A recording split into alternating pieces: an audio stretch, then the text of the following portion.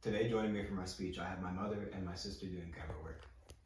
I would like to start out my speech by saying I have no experience with abortion, and the only thing that I ever really got experiences from was from the slides and research that I did. Abortion was made legal in 1973. There's a concept of it before this, and it was usually conducted in back alleys by people who were known as scientists. This was performed away from the safety of actual professionals, which often led to women getting diseases or infections.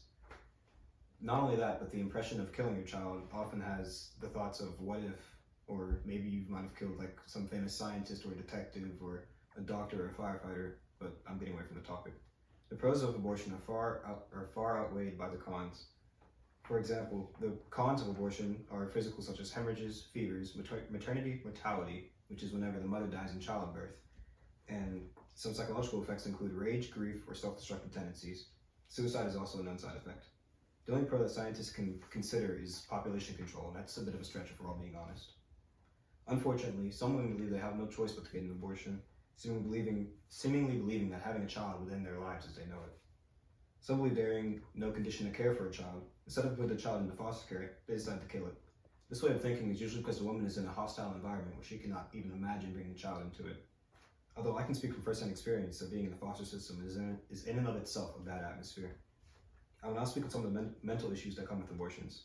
Some women experience rage, which is a deadly poison by itself, being senselessly angry at things that would not have made her angrier before. Grief is another side effect. Grief itself has many different side effects, and some have been shown to completely destroy individuals. Sometimes grief can even render a person a complete husk of their former selves.